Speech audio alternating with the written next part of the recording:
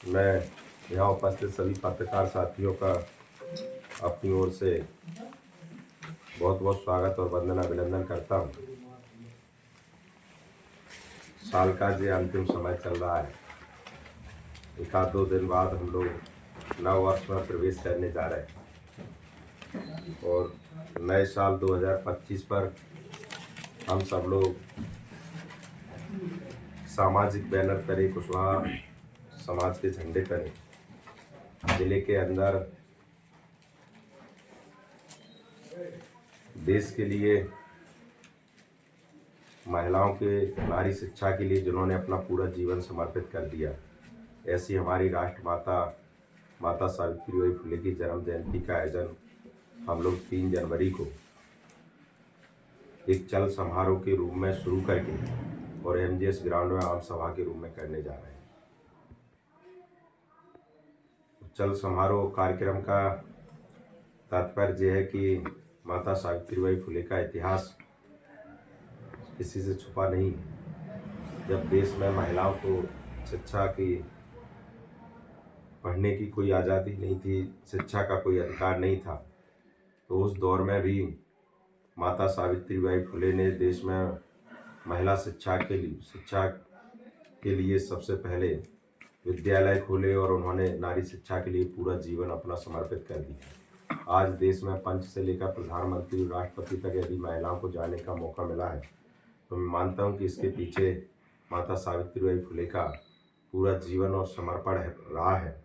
और मुझे लगा कि जो ऐसे महापुरुष जिन्होंने इस देश के लिए कुछ किया है, नारी शिक्षा के लिए उन्होंने जीवन दिया, तमाम वो बहुजन समाज के महापुरुष, चाहे वो बाबा साहब भीमराव अम्बेडकर हों, चाहे राष्ट्रपिता महात्मा ज्योतिराव फुले हों, या अहिल्याबाई होलकर हों, अवंतीबाई लोधी हों, झलकारी बाई कोरी हों, दुर्गादास राठौर हो, ललई सिंह यादव हो, राष्ट्रमाता फातिमा शेख हो, महर्षि वाल्मीकि जी हों, जिन्होंने गरीब और अंतिम छोर के व्यक्ति के लिए उसको सामाजिक न्याय कैसे मिले, उसको सामाजिक सरोकार कैसे मिले, भाईचारा कैसे बढ़े और उनके गरीब तबके के लोग एक न्याय भावना में सबके समान दृष्टि से कैसे आए, उनके लिए जीवन समर्पित करने वाले ऐसे तमाम महापुरुषों की चल समारोह के रूप में इस कार्यक्रम का आयोजन किया जा रहा है। हम लोगों ने तय किया कि हम लोग इस कार्यक्रम में बहुजन समाज के 11 महापुरुषों के रथ बनाकर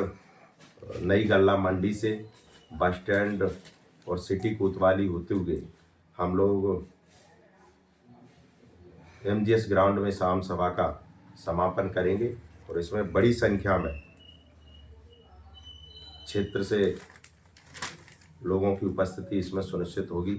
माता सावित्रीबाई फुले और जो तमाम बहुजन विचारक महापुरुष हैं, जो इनके अनुयायी हैं, मैं जो मानता हूँ, जिन लोगों का विश्वास इन महापुरुषों में है, जो लोग इस देश में देश के लिए जिन्होंने अपनी नारी शिक्षा के लिए पूरा जीवन समर्पित कर दिया, बाबा साहब ने इस देश को, मैं मानता हूँ कि बहुत सारी चीज़ें, मैं तो मानता हूँ गूंगे को जवान, बहरे को कान और अंतिम छोर के व्यक्ति को बोलने तक की, चलने की, फिरने की आज़ादी दी, स्वतंत्रता दी, हर व्यक्ति को अपने बात कहने का अधिकार मिला।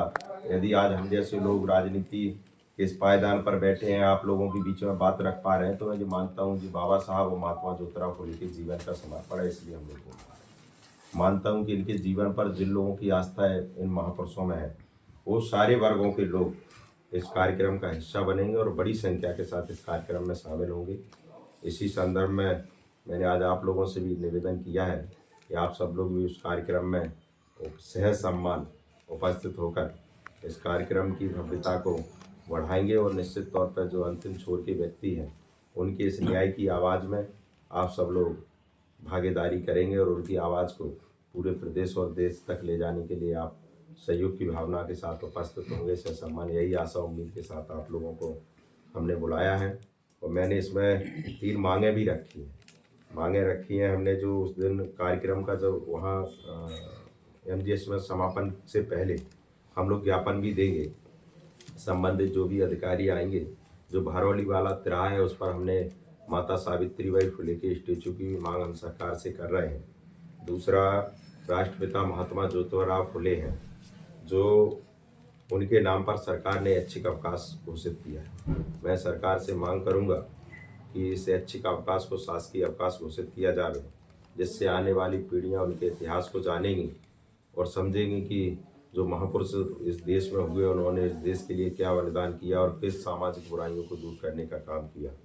और तीसरी सबसे बड़ी मांग मैं मानता हूँ पूरे देश भर में जो चल रही है, मैंने कहा कि जब जिस देश में पेड़ पौधे पशु पक्षी जीव जंतु सबकी गिनती होती है, लेकिन मैंने कहा कि बहुजन समाज और जिस देश में अन्य जो वर्ग हैं उनकी कोई गिनती नहीं। मैंने इसलिए पूरे देश भर में जो मांग उठ रही है कि जिसकी जितनी संख्या भारी उसकी उतनी हिस्सेदारी तो तभी सुनिश्चित होगी जब गिनती होगी। तो इसलिए हम लोग चाहते हैं कि देश भर में जातिगत जनगणना कराई जाए। इसके हम बिल्कुल पक्षधर हैं और हमने इस कार्यक्रम के माध्यम से सरकार से मांग की है कि जो जनगणना होगी उस जनगणना को जातिगत जनगणना का रूप देकर देश भर में जातिगत जनगणना कराई जाए। जब जनगणना होगी तो सबको संख्या के अनुपात में सबका मान सम्मान और जो राजनीतिक भागीदारी हो, व्यवसायिक भागीदारी हो, उन सब में लोगों को अवसर मिलेगा। यही मैं सरकार से भी गुजारिश करूंगा ज्ञापन के माध्यम से। और जब मान सकता हूँ कि कार्यक्रम आने वाले समय का आगाज है। राजनीतिक कई वो वर्ग है जो आज भी सामाजिक सम्मान पाने के लिए संघर्ष कर रहे हैं। कई वो वर्ग हैं जिनकी 76-77 साल की आज़ादी के बाद भी कोई राजनीतिक भागीदारी सुनिश्चित नहीं है। कई वो वर्ग हैं जिनकी 76-77 साल की आज़ादी के बाद भी कोई भी व्यापारिक हिस्सेदारी सुनिश्चित नहीं है। तो मैं चाहता हूँ कि जब तक दो सगे भाई हों और एक भाई बहुत पैसा वाला हो जाए, एक गरीब रह जाए, तो दोनों के बीच में भाईचारा नहीं रह सकता। मैं चाहता हूँ कि ज़िले के अंदर राजनीतिक व्यवस्था भी न्यायिक प्रणाली में हो, सब लोगों को मौका मिले, चाहे राजनीतिक रूप से हो, चाहे सामाजिक रूप से हो, चाहे व्यावसायिक रूप से हो। इस बात की लड़ाई का आगाज़ आज हमने 3 जनवरी 2025 से किया है और मैं मानता हूँ जब तक यह सफलता के शिखर तक नहीं पहुँच जाएगा तब तक हम लोग शांत बैठने वाले नहीं हैं। तमाम जो महापुरुषों ने इन समाजों के लिए संघर्ष किया है, उनके संघर्ष को हम बेकार नहीं जाने देंगे। उनके कारवा को हम लोग ऐसे ही आगे बढ़ाते रहेंगे। यही आशा उम्मीद के साथ मैं अपनी गाड़ी को विराम देता हूँ। आप सबने हमें बुलाया। हमारे इस कारवा में हमारे काथा गांव के सरपंच भाई इंदल सिंह कुशवाहा जी हैं, बुहारा से हमारे ओबीसी महासभा के नेता आदरणीय भाई रवि कुशवाहा जी हैं, खरका से हमारे विकास बिट्टू जी हैं, सुरेंद्र कुशवाहा जी भी हैं, और हमारे इसमें एक संयोजक के रूप में हमारे लाइक सिंह कुशवाहा जी भी हैं। जो वहाँ से वो कार्यक्रम में कितने लोग आने की संभावना है? बड़ी संख्या में लोग आएंगे। मैंने कहा बैठक करेंगे पूरे जिले में, तो अनुमान कितना है, कितने लोग आ जाए? अंदाज है कम से कम 15 से 20 हज़ार से कम नहीं रहेंगे।